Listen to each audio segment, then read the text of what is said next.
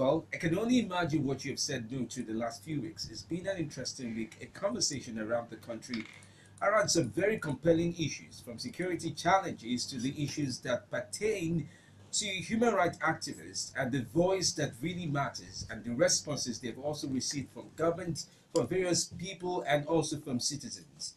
Are we really pushing arguments to make a difference at this time? And are those arguments really impacting how the society reframes itself on the feedback of the people? Well, we're about to find out. This is Say No Campaign. Welcome to the program today. I am FemiDlive. Today, we would take a good look at the discussion around human rights activists. It's more than the ordinary day when Nigerians will feel and describe the measure of pain or the displeasure they do have regarding issues that really affects them. Things are turning out different. People are having opinions. They're doing much more than having opinions. They're finding ways to express those opinions. But at the same time, the government is also pushing back as regards how far is your freedom of expression and how well can you grant this freedom of expression. I'm joined by an elite journalist today. He's a writer, a human rights activist, a lecturer, and is the publisher of Sahara Reporters. Omoyele Sowore is with me today. Welcome to the show. Thank you for bringing me. We're glad you're here. So let's go back because sometimes conversations that have to do with human rights, that have to do with activism, often really lie in how the history around it is made. US have a compelling history when it comes to activism, and it's one of the fundamental things that have reformed their democracy. Nigeria also has a trend of activism even from way, way back. But the big question is, has activism, one way or the other, reflected or reformed the Nigerian society, especially when you look at how it started through the likes of the Abacha years, the military regime, and the likes of it. What's the work with activism so far in Nigeria so far? Uh, you have to think about activism from different dimensions. There are people who fought for democracy in this country, and it is a truism that is democracy today. If those guys, including myself, when I was in the university, the likes of Gani Fawemi, Femi Falana, Beko Ransom Kuti, Integrity Fela Nicola Kuti, Wole Soyinka, countless others who staked their lives, who took big risk to take on well-armed military jackpots in this country. We will still probably be under some form of military dictatorship today, just as Saudi Arabia is still saddled with a monarchy, just as Equatorial Guinea is still saddled with the same leader for over 35 years, Yes. just as Zimbabwe was saddled with the same president until last year. Recently. And just so that I bring it closer to home, that even as recently as 2015 in Abuja, I had to lead some kind of media struggle against Zimbabwe's longtime leader, Robert Mugabe, during uh, President Buhari's inauguration in Abuja, to confront him and ask him the question: when are you relinquishing power? When are we coming to your own country to have an inauguration of another president? I'm just making this historical link, and so that because a lot of problems that we have in understanding the role activism has played in this country has to do completely with situational memory. Our memory is getting smaller and smaller. It is now reduced to 140 characters, 50 seconds videos, and also just a little bit of all of it is modeled up. So we don't even remember our heroes anymore. We don't know the young people that died for democracy in this country because our new heroes are on Twitter, unfortunately. So just to let you know that we've come a long way, but we have made a fundamental mistake, and I'll say this: we're not documenting, our struggles. If you go to the U.S. today, you find nothing less than 50 books written about Martin Luther King. You find same number of books about Malcolm X. You find same number of movies, biopics, literature, all kinds of poetry, rap music, you know, all kinds of documentation, historical, literary, uh, documentation in all kinds of formats. So you can actually go somewhere and read about them and get inspired. In Nigeria, you can't find it. They don't even teach history anymore in our schools. And if they did, the people who would be in charge of the history books are the same reactionaries who have always let Nigeria down. So you understand why people don't see activism from the point of, oh, they saved us, or nobody can actually count how big activism had helped us to be where we are today. But it's a wide range of activism, and activism has always helped Nigeria. It will always help society. But again, each time we are doing it, we have a duty to record and document what activists are doing, so that's to inspire others. I can imagine if I had a chance today to contribute to a movie about my life at the University of Lagos, which was a very short period, but very, very monumental activism Yeah. took place. That's 92 to 94. Yes, thereabout. between, you know, within campus and outside campus. Some of them were international.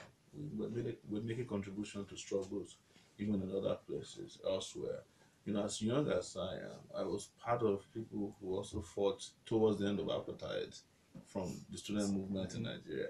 But you can't find it anywhere. And the newspapers also don't keep libraries that can tell the stories of our activism. But just in a nutshell, it's important to know that if at all there's any modicum of decency in our society today, I say modicum, is because of these activists who have taken on the system and spoken truth to power and fought physically against oppressive power. So we have a wave of generation of activists during your time, and something was almost exclusive to every one of the people who went for, especially in the 90s. I'd like to go with the 90s. I know there were some others that did reign before then. Taking you as an example, it was about the IMF loan at some point, Yeah. and reducing the number of schools from 27 to 5 at They were, universities. they were trying to reduce Nigerian universities because the IMF said you have too many universities. The IMF is always against things that work for ordinary people. And the IMF is not here. I call them the international monetary fraud. They're not here to save Nigeria. They're here to provide, to enlarge the market for their Western owners. That is why the IMF does not intervene inside of the US or in the UK. Makes reports About them. I've been in the US for 19 years. There are parts of the US that are poorer than neighborhoods in Abuja. So if the IMF wants to save the world, they should have given loan to the US government to go and also take care of those people. But the IMF guys are not here to help you. They're here to expand the markets for their industries. They're here to provide employment for their own people. They are here to recolonize us and get contracts, and going, get contracts and give you loans that you don't need, and the interest rates will just be building up. And then once in a while, they'll send somebody here who looks like us or one of our sisters or brothers to come and say, oh, if we can follow all the IMF rules, we'll be fine by now. But there is actually a study somewhere, and I cannot confirm categorically. This was Shion Kuti who was saying as we're discussing, that even if we follow all of their prescriptions, we will not be like them in 300 years. So why waste your time? So, but what I know about economics, what I know about international travel, the little exposure I have is that all the prescriptions they give you cannot work. So they're not for you. They're not for you. Yes. And oftentimes, I mean, just talking about IMF now tells me that there are government organizations, there are non-government organizations, there are international organizations who prefer solutions to the state of things because they know citizens would buy into anything that would look like a saving grace at any point in time. Absolutely. But as an activist, way back then, I mean, the names you mentioned earlier, the Wale Soyinka, and so a few other people you mentioned, who really had something to push, they did have this sense of individuality as regards what is the cost to follow through at this time. Now, I'm asking you because even decades after now, there is really no generation, apart from the social, the digital warriors now, that is taking on the same level of activism with such conviction, with no price tag to say, okay, they offer them something, they'll back down. Why is that so? Do you think two generations ago or decades ago, you failed or the system failed in handing over what it takes to be a good activist down? Because one would have thought, for example, with the Bring Back Our Girls, somebody such as Obieze Kwesile would have had somebody younger, somebody fresh, somebody closer to being a youth leading the charge. But here we are having to go by every activist that matters has to be somewhere from the generation of Gani Fawemi making the difference. Why are there no fresh You voices? cannot blame the Ghanaian farmers, the Wale Soyinka, the Falanas for that. I went out of my way to become an activist by ensuring that wherever I hear that they are coming to campus, I would abandon class and go listen to them. Geography That's class, precisely. Yes, I was in geography, and my parents weren't expecting me to go and fight for anybody. They just wanted me to go to school, come back, and join the government or find a job somewhere. My specialization was actually groundwater hydrology, and I was supposed to be a regional planner, providing water to regions of Nigeria, and that was what my parents were looking forward to. Until I met Falana, and he spoke, and I just decided from that night that oh, Nigeria is something we have to really, really fight against. And I mean, the leaders then, not Nigeria as a nation, but the leaders at that time. So we found out that the guys who were taught in history classes in primary school, we had to fight against them when we got to the university. They were actually the ones destroying the country. And I don't have time to mention all of their names now. They were the ones getting the national awards, they were the ones getting the contracts, they were the ones just decimating the system. But what happened, which is important, mentioning why young people want instant gratification before they fight now, there was a commoditization of activism when activism became something that was funded. It became a funding issue. So you find a lot of people became activists not because they had personal convictions, not because they learned from somebody or they were part of any underground movement anywhere, but because funding was coming in certain direction and funding certain things. And when the funders feel like, they are tired of one sector, they will go to another sector, and the activists will go and develop another proposal in that sector. So you saw a lot of people who became activists because there was money involved in it. And the activists became the neck upon which the corrupt political class were now uh, revolving. I'll give you an example. There are so many times we've written reports, corruption reports, that some activists or journalists will be the first to call on behalf of the corrupt guys. They're not denying that the guys are corrupt or that you're right or wrong, but they're saying, "Ah, it's my friend now. Please, how can you help him?" No, Kind let of this be situation. soft. So that's a problem, and there's no conscious effort, and part of it is not the fault of the young people. It's that when one of the things they did was to hijack the educational institutions where the activism was rampant and very, very strong and focused, they took them over, and part of how they took them over was introducing cultism on campuses. Cultists were ravaging universities, if you know, towards the end of Yes, the you had mid you, 90s. In fact, I was you had attacked the by face of, cults. yeah. Yes, I had to fight the cult guys because I knew they were Even though children. you also been accused of being a cult member too. They've accused me of everything since I was born, but I've never been a cult member. I don't believe in cultism.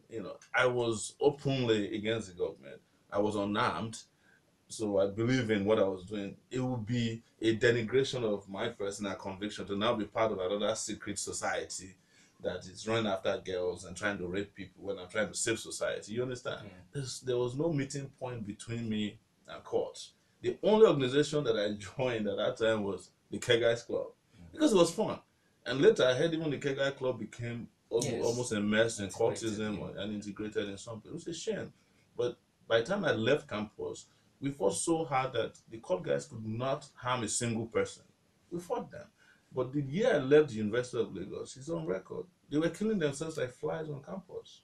So, and the government then used the opportunity to bring in security agents, police, and then they started determining who became student union presidents and leaders. And of course, when you have that, you are going to have a generation of student activists who just didn't get their acts right. There was no foundation to their activism.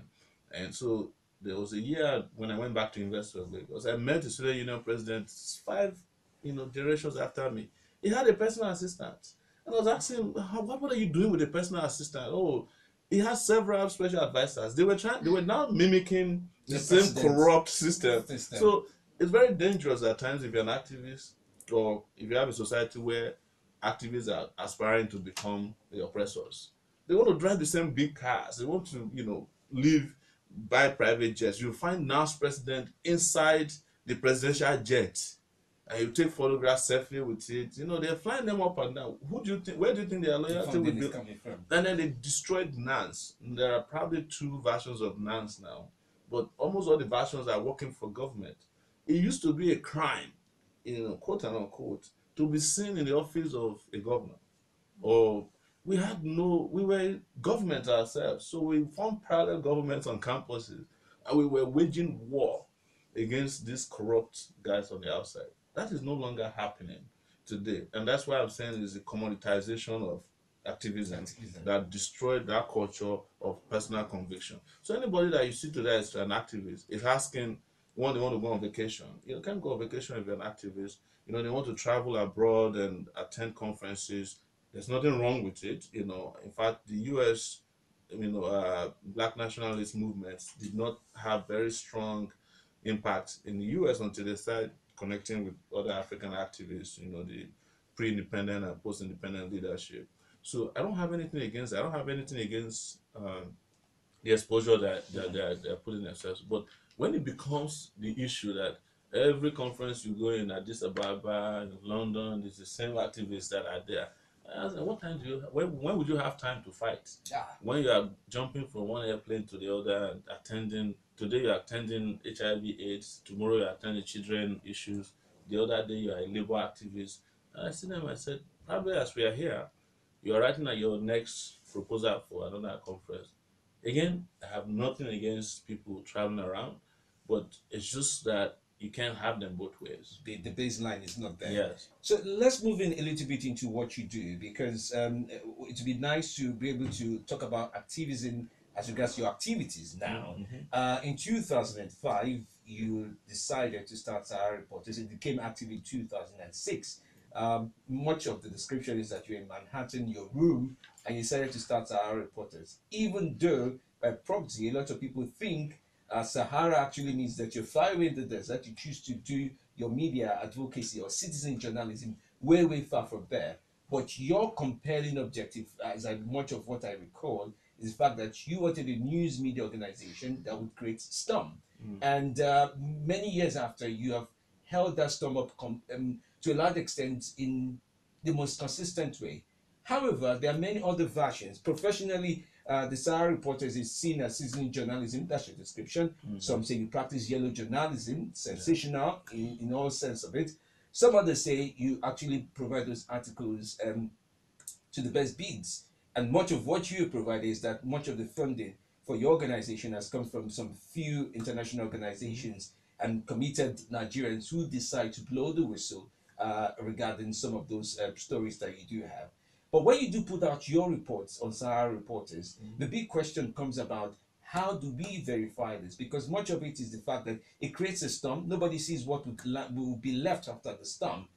People often want to wonder about the verification of some of those stories, especially when it's put in the perspective that this is activism. This is written with the perspective of an action should be taken afterwards. That's right. And I don't pay too much attention. I don't pay mind to people who criticize our modalities. It's expected. You know, when we started, I wanted to challenge the traditional media to do what they claim was professional, right? And it was because there was no professionals. I've not met any Nigerian that thinks that the big guys in the big newsrooms are doing professional media. I mean, it's NTA professional, it's Radio Nigeria professional. These guys just wake up in the morning, they lie to you from night till evening until you close. The same thing was repeating itself in the newspapers. The dailies were just outrightly serving the interests of their different We're owners. partisan. Not only were they partisan, they were serving. They were clearly they didn't hide it. They were owned by thieves. You know, they were their proprietors, and everybody knew that. So for example, James Ibori had Daily Independent. He was undergoing trial. He was stealing money from Delta State to pay his workers. There's no journalist in the place that had the audacity to confront him. So what we came out was to start confronting everybody, including the media, and they didn't like it. So most of the things we are talking about came from the criticism you are repeating here came from that. Then you move on to another area which is not great. This is black and white verification. I ask people. I've probably done 5,000 stories since 2006. And I can give you categorically some of the biggest stories. One of it is, of course, Yaradua's sickness, right? Yes. One of it is Stella Odua's BMW issue. One of it is Desiane. One James of it Ibori. is, James Ibori, Bukola Saraki, Lucky Igbinen. I can be counting. In fact, we, Sahara, we're almost responsible for all the governors that were taken to court by Nuhu Ribadu in 2007 because they came from a lot of the investigative reporting we did of their properties abroad. They just yanked them off, add them to the local investigations, and they took them to court. So people don't give us credit for this. These things have not only been verified by us, it's been verified by court decisions, pronouncements. It's been verified by the police, the Economic and Financial Crimes Commission. They've been verified at all levels. But yet, people will ask you, how do you verify the story? It's just like asking me to tell you the secret of how I get the story. I can deal with that. But all of this, most of the stories we have done, as I've mentioned to you, including when Jonathan's wife was sick and they were lying that she was okay, and she came and said she died several times, including when President Buhari started hiding his sickness, and we told you that he will be gone for 4 months, right? All these things you can verify. It's played out. It's all of so the verification. I think the problem is that the way we write, the context we write, people just can't believe that some of the things we are saying can become true, because as if there's some kind of clairvoyance to how we write, that we are predicting and prophesizing to the future, which is not true. We gather information in unusual ways. We talk to people at all levels. We don't disregard information, and we keep finding more information. And when we start a story, sometimes on Twitter, it will go to the length of verifying itself, right? Of course, all of this truth we put out must go through the 3 stages according to one German philosopher. That at first it will be ridiculed, secondly it will be violently attacked, and finally it will become self-evident. We are an evidence-based platform. It's on Sahara that you could have seen senators sleeping with 2 girls, and we'll give you the video. You've never seen that before, right? That's verified, right? You see checks stolen by a governor, we say this is a check. One of Obasanjo went and collected 7 billion or so from Delta, claiming that he had a contract with them to put a poultry in Delta. Yes. We brought out the checks. I'm just giving you some of these instances so that you can disabuse your mind and purge yourself of this whole notion that somehow we write from the moon or the blues. No, all these things are there. You see, there's an indexing of all of our stories. You can Google any of our stories. It may take a while. The latest I can give you is that when Buhari took his son by air ambulance to Germany 2 weeks ago, a week ago, we reported it. No Nigerian media had the guts to repeat that. The Nigerian media were reporting that the guy has been discharged, but he's in Germany as we speak. So how do you verify that? It's up to you. But it's verifiable because there's a jet that took him. You can even track the jet on your own on the internet for free. And we mentioned the hospital. These things are there. The doctor who is treating him, the doctor that accompanied. We mentioned all of that. But sometimes people just feel like these guys are just too much, right? And every day we keep breaking that barrier, sound, speed of news. We started from just writing reports to become a breaking news platform, in addition to writing very in-depth investigative reports and putting forms and formats behind it and pushing them out. And of course, forcing people to act. Right? Now, which brings me to the next part of the question. And that one is contextual. The reason people act is that there's a context that we write our stories. That's a reflection of what our people want to. Because don't forget that our sources are regular citizens. Crowdsourced. So if they're angry, we put an angry context in the story so that people can be sufficiently angered enough to act to better their lives. Because at the end of it, what is journalism if you keep writing acres and acres of stories and the society is... I like when you say acres. Yes. Okay, so let's move from there, because what you've achieved in journalism is also translating into not just being described as citizen journalists now. I mean, it's one of the only media in Nigeria. I don't know if you best describe yourself as media in Nigeria because a lot of people still want to see you as international based. But then a lot of people depend on your stories, read some of your stories, and create some level of activism on social media to say, this is what I read. I know it will be verified with time. People can put up debates and arguments as regard what I have read. Yes. Now, of good interest is the fact that a lot of young people are on social media. The millennials are on social media. That's the point of activism. Yes. Have you tried, or do you think your platform is able to use some sort of model to guide their thinking? They're not on ground like the era before, where it was more physical, where somebody responsible could be jailed. This time around, the best you can have is somebody's Twitter account, and if the government feels compelled or boxed into a corner, they go in search of the person and actually get the person arrested. Yeah. And unlike your days where you were beaten and the likes of it, and sometimes put on the security list or travel manifest and several all the other things that do come into play. Look, I've been arrested and detained in different parts of Nigeria 8 different times. Yes, So this is not new to me. It's not new. Yes.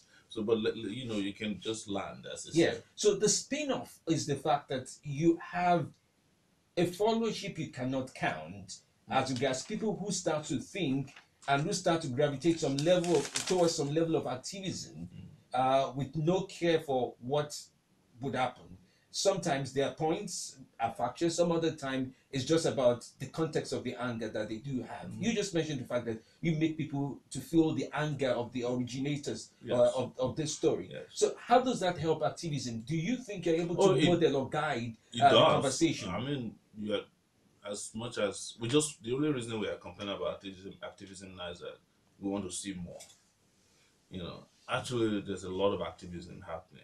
It's only that it may not be exactly because over time our problems have also mutated in different directions. So we needed more people doing different things, but we also need frequency. We need authenticity. We need more audacity, right? And consistency. That's what's the reason why we are complaining about lack of enough activity. It's not as if activity. Most of our stories have generated debates, not only on the streets. It's led to fisticuffs inside the the Nigerian House of Nigerian National Assembly, right? It's led to discussions, shouting match inside even the Aso Rock Villa. And these things are well known. It's led ministers to put up Sahara reporters report and say, look, this is what they are saying, or and things like these are things that happened under Jonathan, it happened under Obasanjo, it happened under Yaradua, it's happening to Buhari now. Don't forget, as part of some of this loose talk you hear out there, when Jonathan was leaving, they said, oh, we're working for Buhari. But again, if people had institutional memory, they would know that it was us that fought the Yaradua about making it possible for Jonathan to become the president of Nigeria, acting first, and then he became substantive president in an election a few months later. But nobody gives us credit for that. And when Buhari came and started misbehaving, we have gone after them with even more ferocity. In fact, most of these blabbers that you hear now out there, they are using the stories that were written as the basis for fighting against the government. When you hear, Buhari's people are doing round tripping, we're the ones who reported that they are doing round tripping now. Right? When you hear that there's nepotism, it was us that started the story about nepotism through the central bank hiring that we exposed, that they are just hiring their children. And we provided the evidence, listed who were hired and which of their children were hired, or wards or kids. So that is the way the system works. Of course, people are never satisfied getting enough. But what I wanted to respond to what you said is the issue of engagement. You see, the way people interact and engage with news when they read from us is different from the way they engage with news elsewhere. Platforms. Because we're out there, we have organic followers. When you say organic, almost 99% of people you see on our social media platforms are real people. We don't buy followers. So, and when there's need for outrage, you get organic outrage as well. The real people will respond. So we, and on our level, in our ways, we also engage in activism too. We put our boots on the ground. You've heard about me going to protest, Mm-hmm. in New York and elsewhere, and encouraging others to To do the protest same. against the system. So, well, we cannot force people, at all times to do what we would have wished that they could do. That's up to them, and that's where it becomes a little difficult. And but when I speak to some of these issues, I make it very clear that social media is not enough, all right? Mm-hmm. Because at the end, it's a switch, and somebody can turn it off whenever they want if they are not happy or So With this regards to that is this is conversation. part of the problem we're Yeah, talking about. somebody probably is trying to give you some breaking Exactly. news. So yeah, which happens at all times, and you have to stay wired. So, Mm-hmm. but again, I hope I'm answering your question adequately. But the reason that you see all of these people being all over the place is that yes, there hasn't been one central way of guiding ourselves to solving all of our problems, and we need to keep doing more of that. We need more engagement, interaction. We need synergy, and we need collaboration. So I'm thinking about the engagement, and of course, we are saying no campaign pretty much. And I feel with your engagement, a lot of people are saying no to some of the order of the day. Yeah. Now, it's interesting to define corruption along two channels now. Not, I mean, not define it, but define it along two channels now. Yes. There's a channel where one would describe the corruption cases that are being examined, identified by the sitting government at the time, where they will mention some of the people from the past administration who have one way or the other participated or, well, said to have participated in corruption issues. And then there's the issue of corruption internally within the government on ground. I mean, today the FCC picked up Babache David Lauer to answer questions regarding, well, The the grass Northeast cutting grass scandal. cutting scandal and the likes of it. Let's come down to corruption cases. Is it an issue of they're fighting well or not fighting well enough? And I'm referring to the government now. Because at some point, when they started off with the issue of fighting corruption, especially for the um, people involved who were not close enough within their proxy, who were best identified as political opponents, and fighting corruption with neighbor, or should I say somebody with who is pretty much close to you, it looks like the approach is different. What's your reflection of the fight of the government in First, let against me corruption? answer one quick question that you asked that I didn't get to. The next last question about people saying that we're on the take, we write for people. The reason people say that is that they are talking about what they will do if they were in our shoes. Okay. That they will collect money, they'll be rich. So Don't you forget, run a non-corrupt organization. of course, they know that. They know that I cannot be bribed, I cannot be bowed to anybody. I do not negotiate with Why people I can't you don't. be bribed? Is because Because it usually they would say every man has it, a price. I don't have a price. And they know it. All of them know it. If I had a price, I would have retired a long time ago and built a mansion in front of the Atlantic Ocean, just chilling. That sounds like a good offer you have at some point. Exactly. So some of the bloggers that came after me, who started their blogs, who have bought houses in Banana Island and things like that. So if I was that rich, probably I would be one of the people who is the richest in this country, and I mean it. They've tried everything they can to give me very, very huge sums of money. You know, not only to kill stories, but sometimes they just don't want you to mention their names. Just Oh, just out leave of me in out of. case I come Or into the loop. sometimes they come back and say, "Can you help me take down the story you wrote about me?" Or what? And a lot of these bloggers and websites do it. They remove stories for a fee, sometimes huge amount of money. But I don't. We don't partake in that. They know that. It's the reason why they're just throwing more than hoping that some Something will stick. sticks. But that's expected. But again, now going to your Corruption question, cases. is that one thing that's very clear about this government uh, is incompetence. This definitely is one of Nigeria's most incompetent governments that I've seen in my lifetime. And as I'm sitting here with you, I've been through about 7 presidents, starting with You know, in my active life, Mm. starting with Babangida, you know, I'm not talking about Shagari when I was little and Yeah, Buhari first Buhari. time. We Right. started with Babangida. Babangida was sufficiently conscious and knowledgeable about governance then. And even those ones have been more competent than what I've. So it's not as if there's that they're not fighting corruption. Of course, they're trying to fight corruption, but corruption fighting doesn't start with arrest detention alone. It has to do with prosecution. So the incompetence of the government is not only reflected in how poor they are prosecuting sometimes. It also has to do with how they fail to surgically clean up the judiciary that would have done us a favor.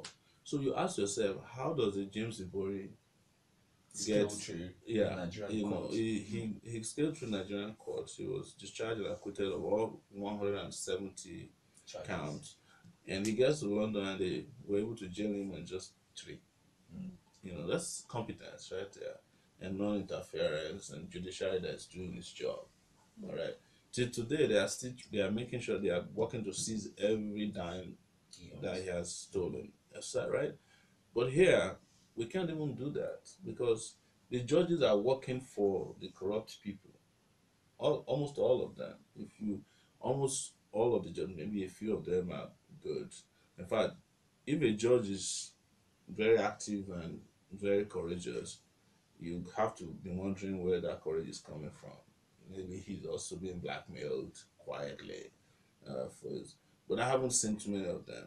And we could have done that. Buhari could have come in and cleaned up the judiciary. It was very easy. All these judges they have dossiers that they could have used to take them out of the system and infuse new Fresh. judges that would help us make sure that these guys are expeditiously tried and sent to jail.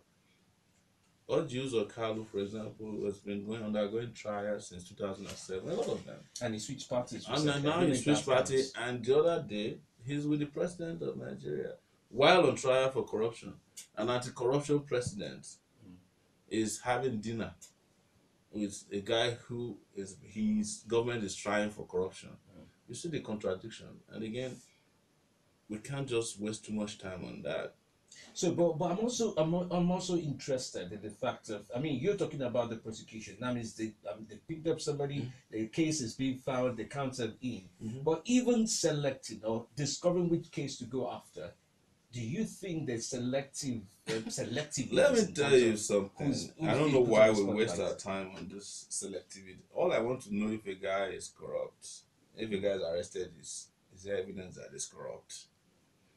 All over the world, governments have been selective in trying corrupt. In fact, crime and the trial of people for crime is done as a deterrence, right? To prevent others. Each time you find that a murderer has been arrested, there are probably 10 others that are Gone scot gone free. scot free or have not been detected because the police is incapable of arresting every murder suspect out there. So if we can prove that somebody has stolen, the selectivity of the arrest, detention, and trial, that one is for discussion on the other side.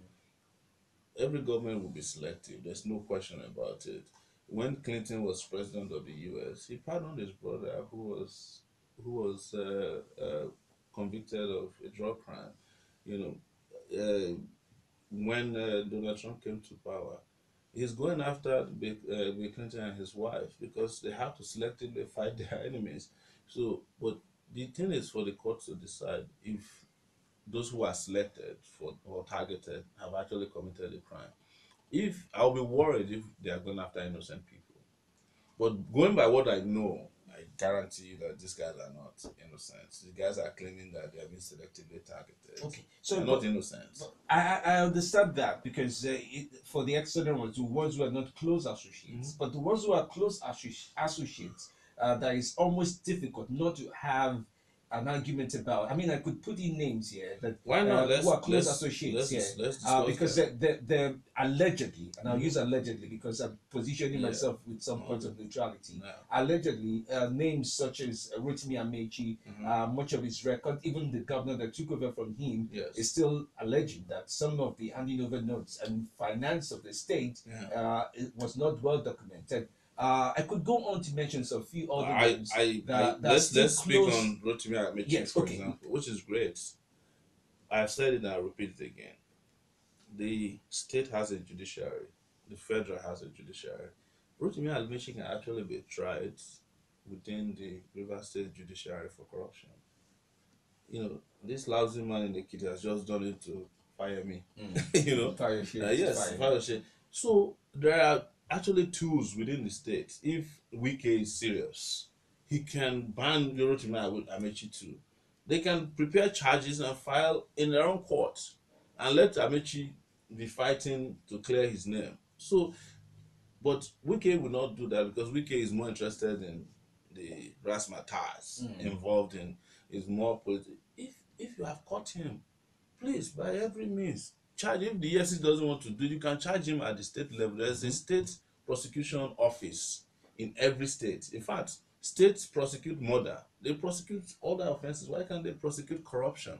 So that's my position. But the reason is that Wike himself is worst thief. Or if he's a thief, he probably trained under Amici himself, and they know themselves very well. So they'll do a little bit of noise and then they'll hide. They're not serious. If they are serious, there are tools at the state level to prosecute people like Amici. Somebody as close as the former Assuming SG. the federal government, the minister of a state of the federal government don't have immunity. Only the president and the VP, governors and the deputy governors have immunity. So I don't see the excuse. They've done it to fire me in Ekiti. So why can't they do it in Rivers? Okay, so that's at the state level. But Yeah. let's talk at those who are, even if there's a kitchen cabinet who are really cooking what happens in Nigeria. Yeah. For example, the former SGF, he stayed on despite the fact that the high level delegate of the people who investigated him, including the vice president, said, oh, yes, he's indicted, and acting on that report took some time. The NIA boss, I could go on to mention, and these are people that may not have antecedents within the state judiciary to go after them. Yeah, but you know also that all these people you are mentioning probably you read from us, right? And it's up to citizens to push. The reason why the NIA boss has not been arrested was because the DGSS went and interrupted the EFCC. Only an incompetent government would have allowed that to happen for two of his agencies to be fighting. But that has come up so often Yeah, this last exactly. few days. So, do you blame me for that? No, you blame the government. I'm not in the government. I'm not here to defend the government. I'm just saying that incompetence and internal criminality in the government is so rampant and obvious that the solution is for us to come out and fight against it. And that's why I'm in favor of physical activism as opposed to Twitter, because Twitter is chatter, like by if something is not trending, people move on to that. And the government is very patient, they know that after a while, your attention will cool off, and we'll be discussing other things, sometimes very relevant things, right? So it brings forward the question of, I mean, for example, now that we know that okay, some people could be internally selected for Yeah, no, trial. I'm putting that out that for me, I don't care So if long as the person there's a if story someone to is follow. corrupt, yes. But again, it's up to us as citizens to make sure that nobody is shielded, there's no secret cows, right? Again, that's why I recommend physical activism, because we could have shut down this government to make sure that all of the bastards within it is pushed. The anti-graft agencies, however, on the other hand, I mean, just taking a look at it, they are overwhelmed with a lot of cases. It's absolutely, I say that all the time. You can't have an anti-graft agency that is so minimally protected, understaffed. Going after Senate President, his deputy, I can tell you categorically as I'm sitting in your studio today, there are 13 senators that are ripe for arrest, prosecution, and should be in jail by 2019 if we have judges who can do it. But nobody can go near them because of political interference. The reason is that the president and his handlers don't want to hurt anybody because they want to run for office. You don't do that. In societies where things work, you don't even think about it. You don't go and the problem with the anti-graft agencies is that they have before they can act, and this is the truth, they have to get the consent of the president. They have to write through the chief of staff of the president and say, Mr. President, we want to go after this. If the president doesn't give a go ahead, they start doing, internet boys, people are stealing goods, yam. You see that the EFCC does that. That's the stopgap measure where they are waiting for As the against blessing. And that high should not be profile the case. performance. Exactly. They have a lot of high profile cases that are ripe for action, but they can't because they are waiting for endorsement, they are waiting for validation and action from the president. And the president is not particularly, from what I heard, strong enough to, he doesn't read too much. And he relies on the chief of staff that all of us know to be very crooked. So it's a bad situation. Again, up to us. So it brings forward the question of the leadership of some of these anti-graft agencies. Rogue leadership, some have described that as that belonging to Ibrahim Abu, that against all odds, against whether instructions are being waited for, whether the president approves or not approves, he appears to be a man who can go after certain kinds of people and only waits to leave out the repercussions of some of those moments in which he takes upon. Yeah. Do you validate his leadership? I mean, Nur Ribadu is somebody a lot of people talked I, about. Ibrahim Mago is waiting to be confirmed, but yet is quite active. Do you feel when you do stories, when stories do come up, when you create activism around such around certain cases, that the EFCC, under the leadership of Ibrahim Mago, is doing fairly well? oh, I agree. They are, of course, they have their own equivalences. Like I said, I've mentioned some of them, right? It's that the political will to do what they need to do is lacking at times because there's a disconnect between the president office where they need to go ahead all the time and their own ability to act. Okay. But we have a position at Sahara that supports anti-corruption. And if we find any anti-graft agency doing its work, even if it's in the police, we used to support the special fraud unit of the police. You used to? Well, because they are practically dead now. I don't know the last time you heard about them. They just use them for extortion now. But the EFCC is the only anti-graft agency that we've seen that demonstrated that they can actually strike fear in the heart of bad guys. And of course, the place is also reading with all kinds of problems of incompetence, even now of corruption.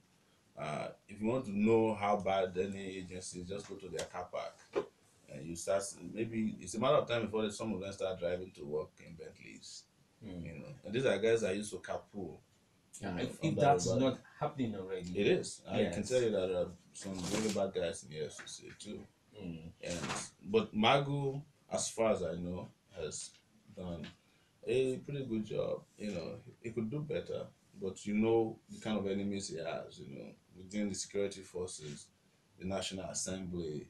It's a tough job. And there was John Gitongo in Kenya who used to be an anti-corruption fighter, Caesar in the country, who said, if you are an anti-corruption executive and you finish your tenure, that means you have not done your job very well. Okay, that's an interesting perspective. But then the CSOs also have a role to play, especially when it comes to following up with some of the cases that may be running from time to time. I'm rounding off on this one, but I'm thinking about the role of the CSOs because the vice president, Professor Enoshi Bajo, actually did call out CSOs about the lack of their duty or need to perform their duty when it came to the report. He said they had not solicited or compelled the government of the day to follow through. It almost took the vice president to do that before there was some level of response. I disagree with the vice president. I think that one is one of the things the government is well known for, buck passing. Why would you need CSO to make you do what is right? All the reports are first of all on their table, right? So the NIA report is on his table. He's the one who sat over it. Has he passed the report to the CSOs, even if surreptitiously, through the back channels? He hasn't.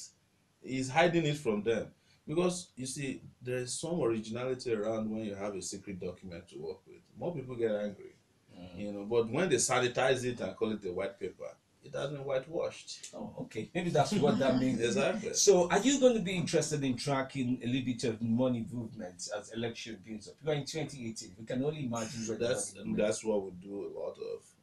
But we also need a very strong FIU, Financial Intelligence Unit, that because there's no money that moves around without paper trail, and most corrupt people don't like keeping money at home because they can't trust even their closest persons. And you know what they say about money in Yoruba? It says "anjanu." You know, if you keep money inside the house over a time, the thing will just fall out of the window.